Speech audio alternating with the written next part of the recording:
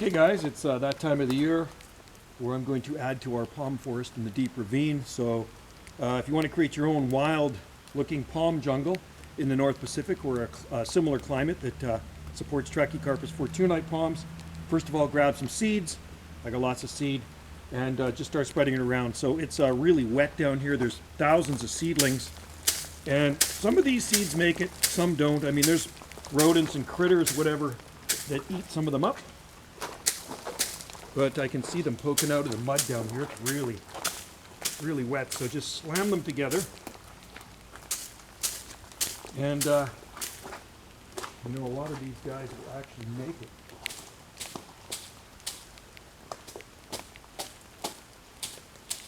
Bang them against the trees.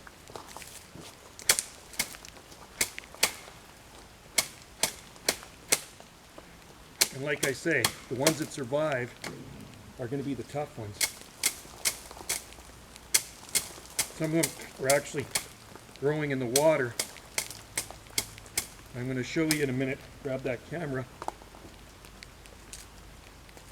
And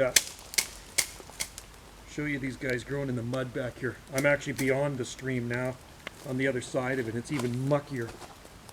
And yeah, there's seedlings here and there and everywhere, which still seems to amaze me that these things can survive in these adverse growing conditions. So this will be the next spot where they grow. Let me grab my Felcos.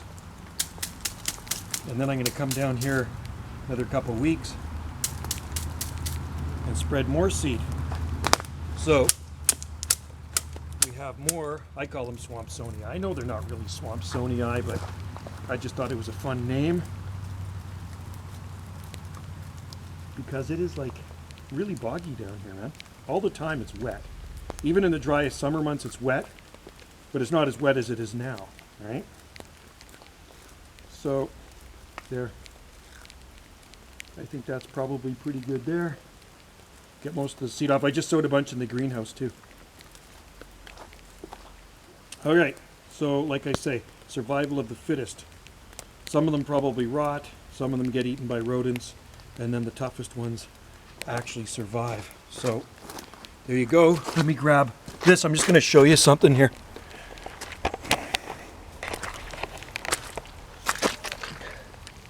You see that?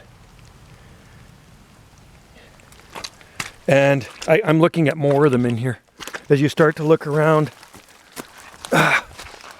there. I mean, I've spread tens of thousands of seeds in this forest over the years, right? So they've adapted. That's what they've done. They've adapted to these ugly growing conditions. Normally you wouldn't think they would survive in here. They just kind of get root rot. It's pretty amazing. There's skunk cabbage growing in here. And there's just a mix mash of, I should put some seed in here. I'm not seeing any. So maybe there was seed in here and it rotted. There's a skunk cabbage in bloom. There's a hummingbird buzzing around me. It's funny, I'm not seeing any seedlings in this area yet. So I'm going to have to fix that problem and sow some down in here.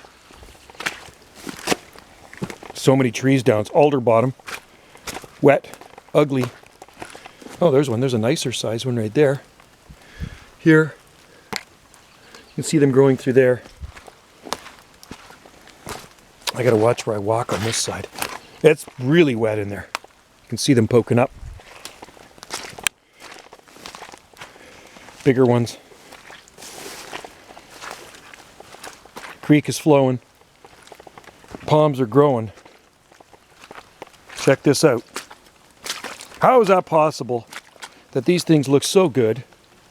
I mean, they're flawless. There's no fertilizer down here, but you know, the soil down here probably is pretty good. It's forest loam and mud. Well, it's mud. Muddy forest loam. I'm very pleased with this experiment. You can never have enough palms, right, folks? Cut this thing out of here. And gotta watch where I walk in here too. There's just so many seedlings. You can see the pedicites coming up. So there you go, folks. Some palms growing in ugly conditions, ugly wet conditions. They just managed to survive where they shouldn't, right? Look at them all. I'm probably standing on some, so I gotta watch it. Watch where I walk. So, and this is just some of them, right? You know that. You've seen my videos. This is just some of them. So stay tuned for more videos of the swamp Sowing. Cheers.